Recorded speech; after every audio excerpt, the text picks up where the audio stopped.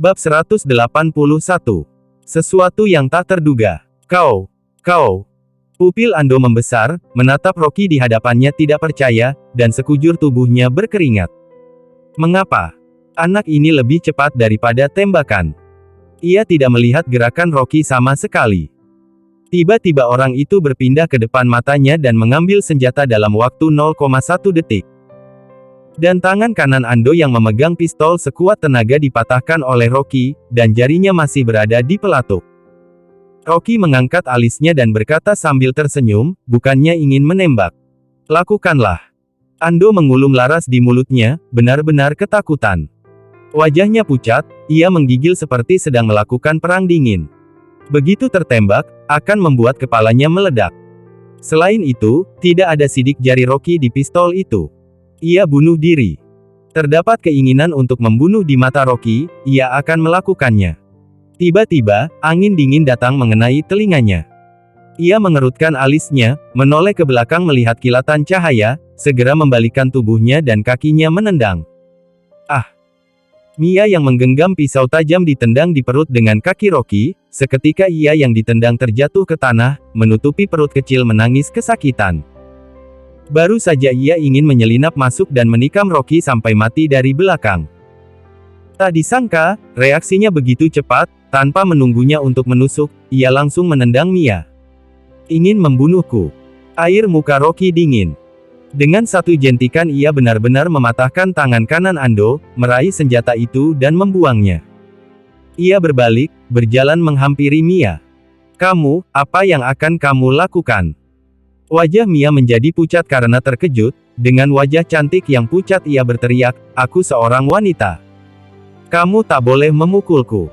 Rocky tiba di hadapannya, mengangkat alisnya dengan wajah dingin. Kalau kamu seorang wanita, lalu aku harus membiarkanmu. Kalajengking betina yang menggigit, itu adalah hal yang paling ganas. Selesai bicara, ia menendang Mia tanpa ampun, menendangnya ke tanah beberapa kali hingga terguling-guling. Mia berteriak menjerit kesakitan, ia terpojok, Ando yang kesakitan berkeringat dingin. Ia menatap Rocky dingin tanpa ekspresi, ia merasa sangat ketakutan. Orang di hadapannya, sama sekali bukanlah orang yang tidak berguna. Tapi, neraka. Rocky berbalik, ia berencana untuk menyingkirkan Ando terlebih dahulu dan kemudian membereskan Mia. Sekujur tubuh mereka terluka, gemetaran di atas tanah, tampak sangat menyedihkan. Pada saat ini, sebuah teriakan penuh wibawa datang dari samping. Hentikan. Rocky sedikit mengerutkan alis, berbalik untuk melihat sumber suara. Tidak jauh, sebuah mobil putih berhenti. Seorang pemuda tinggi besar dalam setelan jas datang ke sisi ini dengan wajah marah. Jauh di sana ada 7 atau 8 kendaraan yang berhenti, tetapi mereka tidak berani mendekat.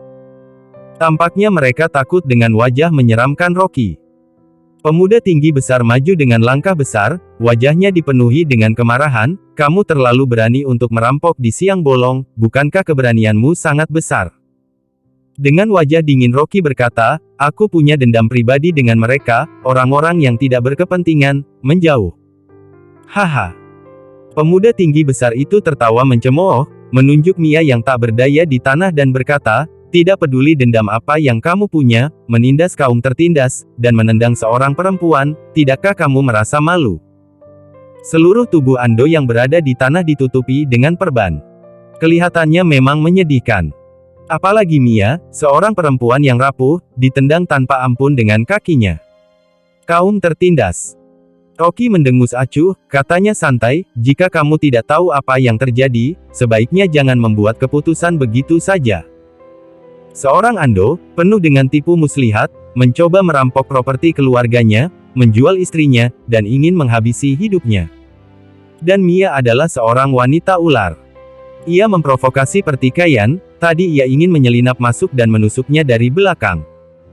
Kedua orang ini, bagaimana bisa dikatakan kaum tertindas? Jangan mengalihkan pembicaraan. Tegur pemuda tinggi besar itu, kita semua melihat dengan jelas, kamu tidak dapat menyangkalnya. Jika kamu ingin menyerang dengan keji orang tua dan wanita muda ini, aku, Hendra akan menjadi orang pertama yang menolak. Pada saat ini, 2 pengawal datang berlari sambil terengah-engah. Hendra dengan tegas memerintahkan, hentikan dia, bawalah orang yang terluka ke mobil, aku akan membawa mereka ke rumah sakit untuk diobati. Orang-orang di sekitarnya melemparkan tatapan kagum. Pemuda ini sangat kredibel, jarang sekali ada orang seperti dia di masa sekarang. Orang-orang berkumpul di sekitar juga ikut berunding, memberikan pujian pada Hendra. Mia yang melihat kesempatan mengambil keuntungan dari itu dan segera menangis. Kak Hendra, penjahat ini selalu menggangguku. Hari ini, aku membawa ayahku untuk menjalani perawatan medis, tapi dalam perjalanan ia mengejarku. Mengetahui bahwa di sini tempat terpencil, ia langsung melakukan hal yang tindakan keji padaku. Ayahku seketika itu juga ingin menghentikannya, tak disangka ia begitu terobsesi, bahkan ia juga memukuli ayahku. Kak Hendra, tolong aku. Sangat memalukan. Jangan khawatir, aku tidak akan membiarkannya berhasil. Hendra mengangguk dan tidak mengindahkan pandangan dingin Rocky. Bung, jangan bilang aku tidak menghargaimu. Kamu tidak ada kepentingan untuk mengikuti perempuan itu. Mengapa kamu menggunakan kekerasan? Rocky balik bertanya, bagaimana kau tahu kalau yang dia katakan benar? Bagaimana jika aku mengatakan bahwa mereka yang terlebih dahulu mencoba untuk membunuhku, dan setelah aku tahu, baru kemudian aku menghajar mereka? Ando segera menangis dengan suara lantang, jangan dengarkan dia. Aku orang sakit, putriku sangat lemah, bagaimana bisa membunuhnya?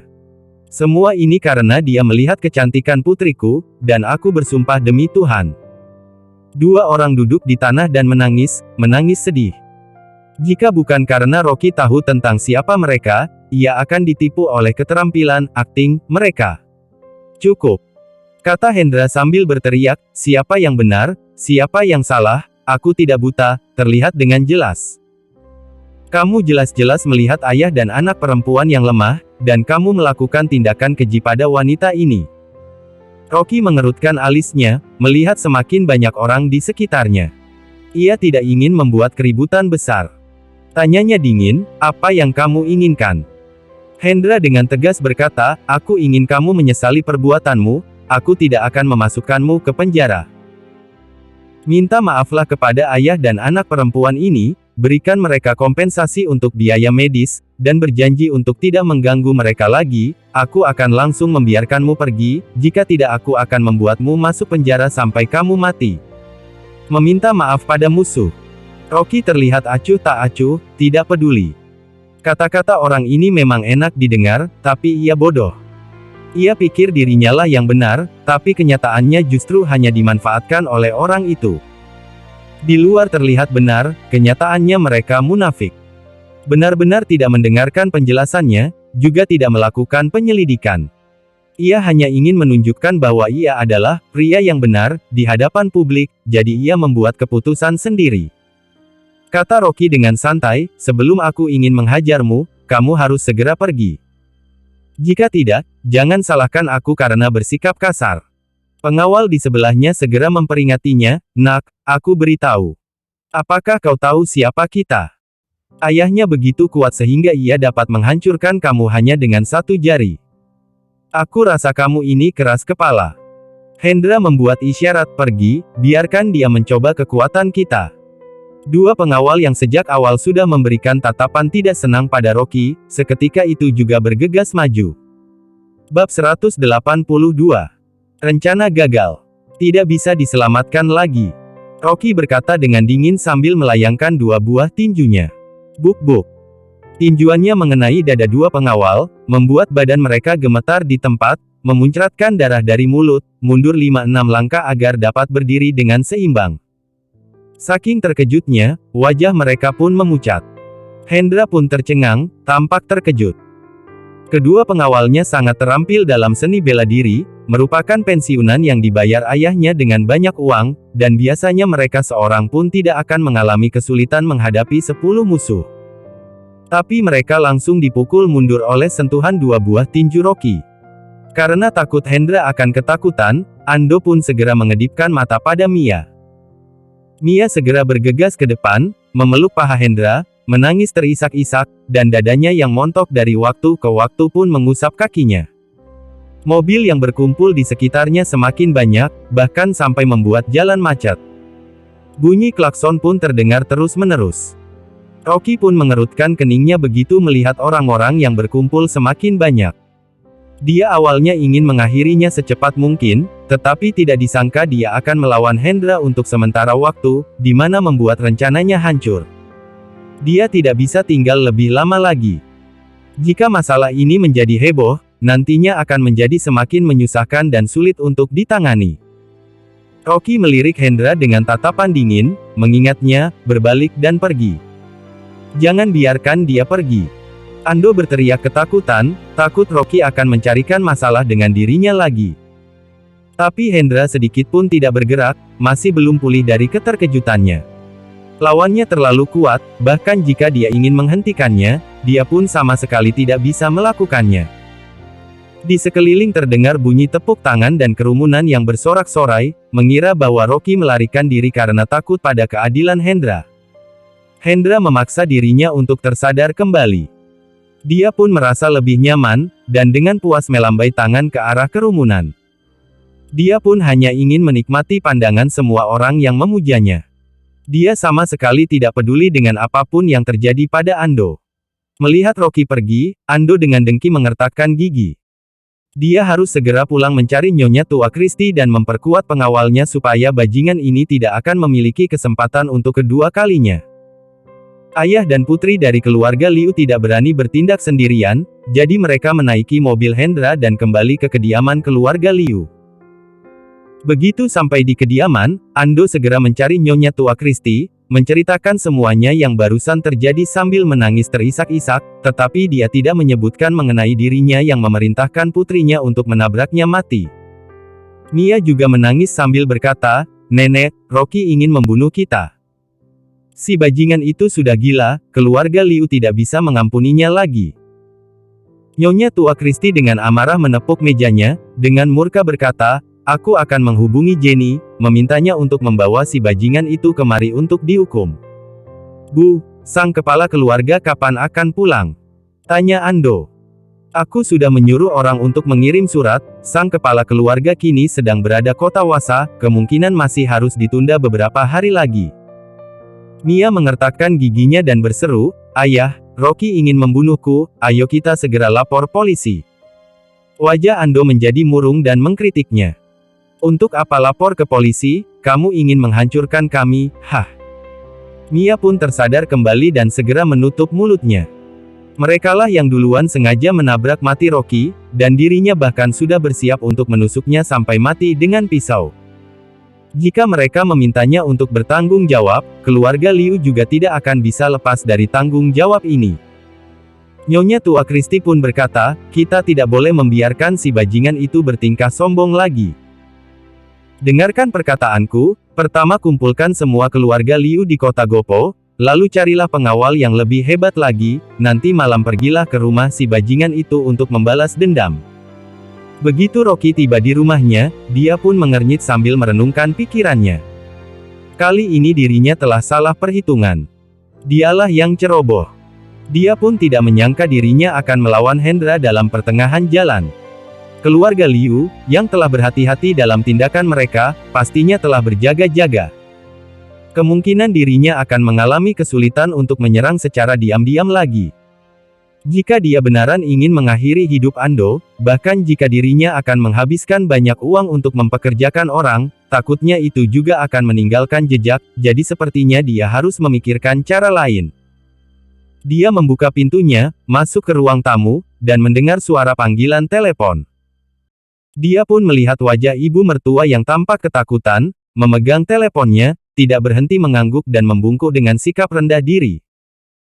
Begitu melihat raut Jenny yang seperti ini, Rocky langsung tahu bahwa keluarga Liu pasti yang menelepon kemari. Hanya telepon dari wanita tua itu yang dapat membuat Jenny merendahkan dirinya. Setelah Jenny menutup teleponnya, dia melihat Rocky masuk, lalu dengan murka berkata, "Ini semua salahmu. Barusan sang nyonya tua menelepon dan memarahiku, memerintahkanku untuk membawamu ke kediaman keluarga Liu untuk meminta maaf. Katanya jika kamu tidak pergi, nanti malam dia akan membawa seluruh anggota keluarga Liu datang keroyokan ke rumah untuk menghabisimu." Jantung Rocky pun berdebar-debar. Apakah mereka tidak mengatakan hal lain? Tanyanya. Memangnya mau mengatakan apa lagi? Jenny mengerutkan kening, tiba-tiba menatapnya dengan curiga. Kamu tidak mungkin telah melakukan sesuatu hal lagi, bukan? Rocky menghela napas lega. Tampaknya keluarga Liu tidak berani terang-terangan mengatakan hal yang terjadi pada hari ini kepada Jenny. Dia pun menggelengkan kepalanya dan berkata, tidak. Dewi pun keluar dari dapur dengan membawa semangkuk sup. Bu, jika kamu memaksa Rocky untuk meminta maaf, kamu kembalikanlah uangnya dulu, ucapnya. Begitu menyebutkan tentang uang, Jenny tampak semakin emosi dan segera menatapnya. Kapan aku meminta Rocky untuk meminta maaf? Uang itu milikku, mengapa kamu masih mempermasalahkannya? Itu adalah uang yang dihasilkan Rocky. Dewi menegaskannya. Jenny dengan tidak puas berkata, uangnya adalah uangku, apa bedanya? Karena takut kedua ibu dan putri ini akan bertengkar lagi, Rocky segera mengalihkan pembicaraannya. Bu, apakah orang-orang keluarga Liu akan datang hari ini? Iya. Jenny seketika tampak seakan telah kehilangan kepercayaannya, duduk merosot di kursi, memelototi Rocky sambil mengutuknya. Bukankah semua masalah ini disebabkan oleh dia, si sampah ini? Jangan berpikir mentang-mentang kamu telah memberiku 4 miliar rupiah, aku tidak akan memberimu pelajaran. Paling banyak aku tidak akan memaksamu untuk meminta maaf. Nanti, ketika keluarga Liu membawa orang-orangnya kemari, aku tidak akan menghentikan apapun yang akan mereka lakukan. Begitu mendengar bahwa Nyonya Tua Kristi hendak datang kemari untuk membalas dendam, Andrew juga menjadi panik dan berkata, bagaimana kalau kita kabur selama beberapa hari? Meskipun dia telah meninggalkan keluarga Liu, dia masih takut pada Nyonya Tua Kristi. Dewi dengan kesal berkata, untuk apa takut sama mereka? Awalnya memang mereka yang salah, jadi untuk apa kita bersembunyi? Jenny dengan cemas berkata, kalau mau bersembunyi juga mau bersembunyi kemana? Setelah selesai mengatakannya, dia menatap Rocky dengan tatapan galak sambil memarahinya. Nanti kamu sendiri saja yang berdiri di luar pintu. Biarkan saja mereka memukul atau memarahimu, yang penting kamu jangan masuk, jangan sampai melibatkan kami. Datang keroyokan untuk menghabisiku. Rocky menyeringai dingin dalam hatinya. Setiap situasi yang berbeda membutuhkan tindakan penanganan yang berbeda. Apakah dia perlu takut dengan kumpulan kecil keluarga Liu? Setelah selesai makan, Andrew saking takutnya menyembunyikan diri ke dalam kamarnya, sedangkan Jenny saking cemasnya bernapas terengah-engah di ruang tamu. Rocky berjalan keluar dengan membawa ponselnya, menghubungi Billy untuk membiarkannya mengatur sejenak. Setelah mengakhiri panggilannya, dia kembali ke kamar, berbaring di ranjang sambil membaca buku, menunggu dengan sabar. Sang istri, Dewi, sedang berbaring di depan meja, mempergunakan waktunya untuk mendesain. Akhir-akhir ini, bisnis studio kecil tiba-tiba meningkat pesat. Selain itu, perusahaan yang datang untuk membicarakan kontrak dengannya malah telah memberikannya laba yang besar, seakan-akan mereka telah menandatangani kontrak dengannya. Bahkan Dewi sendiri tidak dapat mempercayai hal bagus semacam ini, tetapi dia tetap menerimanya. Saat dia bekerja lembur sendirian, dia juga memanfaatkan waktunya untuk merekrut lebih banyak orang. Karena bisnisnya terlalu besar, studio kecilnya juga tidak mampu menampung lebih banyak lagi, dan dia pun berencana untuk mendirikan perusahaan setelah pekerjaannya telah selesai. Bab 183. Datang keroyokan untuk menghabisimu. Rocky berbaring dengan nyaman di atas kasur. Ketika melihat sepasang stoking hitam yang tembus pandang masih tergeletak di atas bantal, dia tidak bisa menahan dirinya untuk menelan ludah, menatap Dewi. Sepasang kaki sang istri yang ramping, putih, lembut dan mulus itu bahkan bisa menjadi model kaki indah. Dewi pun meletakkan pulpennya sambil mengerutkan alisnya. Kamu masih bisa sempat membaca buku. Nanti Nyonya Tua Kristi akan datang membawa orang-orang untuk menghabisimu, apa yang akan kamu lakukan? Orang-orang mereka banyak dan kuat, keluarganya sendiri sama sekali bukan saingan mereka. Rocky memegang bukunya, dengan santai berkata, tenang saja, mereka semua nanti malam bahkan tidak bisa menyelamatkan diri mereka sendiri, jadi mereka tidak akan datang kemari. Bagaimana kamu bisa mengetahuinya? Tanya Dewi curiga. Rocky seketika tertegun, berpikir bahwa dia hampir saja akan membocorkan rahasianya. Dia pun segera tersenyum dan berkata, aku menebak ramalannya saja. Omong kosong. Bentak Dewi marah sambil memelototinya. Tampaknya dia biasanya sungguh terlalu santai, dan perlu memintanya untuk pergi bekerja di studio agar dia tidak mengatakan hal-hal fantastis seperti ini sepanjang hari. Dewi menghela napasnya. Dia pun tidak tahu apakah nanti malam keluarga Liu akan datang kemari, dan hatinya masih merasa agak gelisah. Rocky pun bertanya, sayang, apakah nanti malam aku boleh tidur di ranjang? Terserah kamu. Dewi sedang mengkhawatirkan masalah tentang keluarga Liu, dia pun tidak mendongak kepalanya. Rocky merasa sangat gembira. Jika sang istri tidak menolaknya, ini pun menandakan bahwa dia telah setuju. Akhirnya malam ini dirinya tidak perlu tidur di lantai sialan itu. Di saat hatinya sedang bergirang, dia pun mendengar Dewi dengan jengkel berkata, di dalam lemari ada 2 selimut, kamu pilih satu.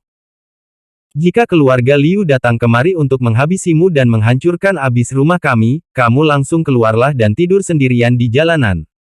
Apa? Rocky mengerutkan keningnya. Dia mengira bahwa dirinya bisa memakai selimut yang sama dengan Dewi, tidur bersamanya. Tapi tidak disangka maksudnya adalah tidur secara terpisah. Bahkan jika dia ingin mengambil keuntungan dari istrinya, dia pun tidak dapat melakukannya jika dibatasi dengan selimut yang tebal.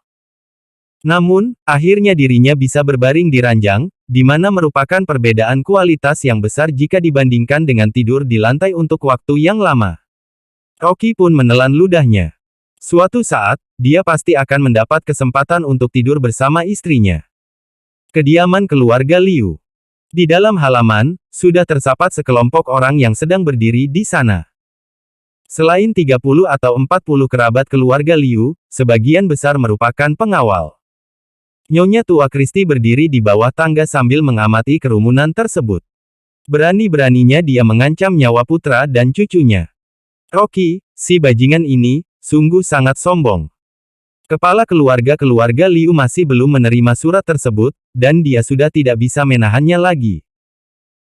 Pada malam ini, dia harus pergi ke rumah Rocky untuk menghukumnya, secara pribadi memimpin orang-orang untuk membawa Rocky kembali ke kediamannya, berlutut untuk mendengarkan persidangan tersebut, memberikannya hukuman berat dengan hukuman mati dari keluarga Liu.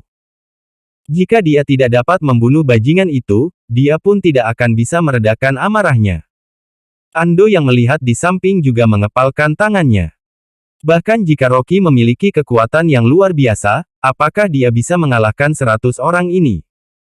Nyonya tua Kristi pun ingin membuat masalah ini menjadi besar. Dia bahkan berharap Rocky akan menyerang para anggota keluarga Liu ini.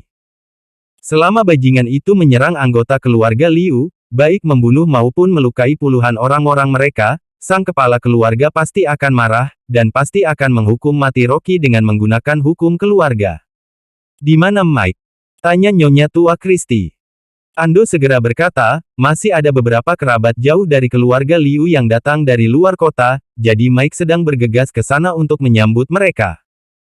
Sebelum dia dapat menyelesaikan perkataannya, Mike, dengan membawa 7-8 orang, membuka pintu kediaman dan masuk ke dalam.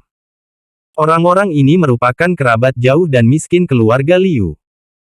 Ando biasanya tidak akan melirik mereka, bahkan tidak akan peduli pada mereka, tetapi hari ini mereka secara khusus dipanggil kemari supaya mereka semua dapat bersama-sama menghabisi Rocky. Melihat bahwa mereka akan pergi mencari Rocky untuk membalas dendam, Mike juga ikut bersemangat, dan dengan dengki berkata, nanti setelah menangkap Rocky, aku yang akan pertama kali melumpuhkan tangannya.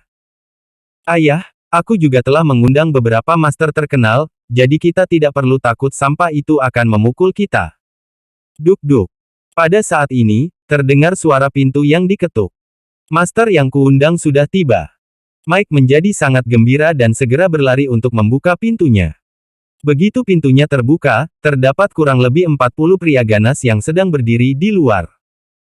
Ando Yak melihatnya pun tampak gembira, sama sekali tidak menyangka bahwa putranya kali ini bisa diandalkan, telah mencarikan orang yang dilihat sangat hebat berkelahi. Pria dengan rompi hitam, yang tampak seperti pemimpinnya, mengunyah permen karet, melirik ke Mike dan bertanya, apakah ini kediaman keluarga Liu? Betul, kalian adalah preman bayaranku, bukan? Tanya Mike girang. Preman bayaranmu? Sang pria rompi hitam itu tersenyum menghina, dan tiba-tiba menamparkan wajah Mike. Memangnya siapa yang datang untuk memberimu muka? Aku kemari untuk menagih hutangnya. Nyonya tua Kristi mengerutkan keningnya, dengan murka berkata, siapa kalian? Beraninya kalian masuk ke kediaman keluarga Liu dan menghajar orang-orangku. Puff. Pria rompi hitam itu menendang pintu hingga terbuka, dengan gagah membawa orang-orang ke dalam halaman, dengan kejam berkata, Tuan muda keluarga Liu kalian dulu pernah bermain di kasino Kaknan kami dan berhutang banyak. Nih, kalian lihatlah, ini tanda terima yang ditandatangani oleh Tuan muda Mike. Mike, kamu ada pergi ke kasino? Matanya Ando membelalak saking terkejutnya, dan dia pun bertanya dengan murka. Mike memegangi wajah bengkaknya, berdiri dengan ketakutan. Sebelum dia sempat menjawab pertanyaan ayahnya, dia, dengan suaranya yang gemetar, berkata ke pria rompi hitam itu. Bukankah tenggat waktunya belum tiba? Setelah mendengar ini, wajah Ando menjadi merah karena murka dan meraung, dasar anak tidak berbakti, kamu benaran memiliki hutang judi. Ayah, aku hanya pergi untuk bermain beberapa pertandingan, dan aku juga tidak kalah banyak. Mike dengan panik berkata, selain itu, aku sudah menjelaskan kepada mereka bahwa selama aku mendapatkan properti Rocky, aku akan menggunakan mobilnya yang seharga 80 miliar rupiah itu untuk melunasi hutangnya. Nyonya tua Kristi saking marahnya sampai tidak bisa berkata apa-apa, sekujur tubuhnya pun gemetar. Mia yang tersadar kembali pun menjerit, siapa itu Kak Samuel? Pria rompi hitam itu maju selangkah ke hadapan Mia, lalu dengan santai berkata, karena kamu tidak tahu siapa Kak Samuel, kami tidak akan menghajarmu hingga mati. Kak Samuel adalah Samil. Dulu, semua properti di bawah naungan Tuan Muda Kai kini telah diambil alih oleh Kak Samuel kami, sekarang kalian harus memanggilnya Tuan Samuel. Setelah mendengar kata, Samuel, sekujur tubuh Nyonya tua Kristi bergetar saking marahnya. Samuel ini merupakan orang yang dominan di kota, apalagi setelah mengambil alih tempat Tuan Jacob kekuatannya semakin berkembang, dan dia juga telah dijaga oleh T-Rex, yang dikenal sebagai orang ambisius dan ganas di kota Gopo, di mana membuatnya lebih kaya dan garang. Dia pun tidak menyangka bahwa Mike malah pergi berjudi ke tempat Kak Samuel, dan bahkan memiliki hutang yang besar. Ando merasa kesal dan marah. Dia pun tahu bahwa Samuel, yang akhir-akhir ini dikenal dengan orang yang ambisius dan ganas, sedang terburu-buru ingin melakukan hal yang besar untuk membangunkan kekuasaannya, tetapi dia tidak menyangka bahwa keluarga Liu akan dijadikan bidik sasarannya. Dia dengan ganas memelototi putranya, lalu berkata kepada Kristi. Bu, sekarang bukanlah waktunya memarahi Mike. Kita harus melunasi hutang judinya dulu, kemudian baru melanjutkan bisnis kita. Yang disebut bisnis adalah membereskan balas dendamnya pada Rocky. Untungnya kamu pintar. Pria rompi hitam itu mengangguk puas, lalu menyodorkan tagihannya padanya. Ando pun mengambil tagihan tersebut dan melihatnya. Tiba-tiba, dia merasa seakan darah di sekujur tubuhnya membeku, membuatnya hampir lupa bernapas. Ando, berapa harganya?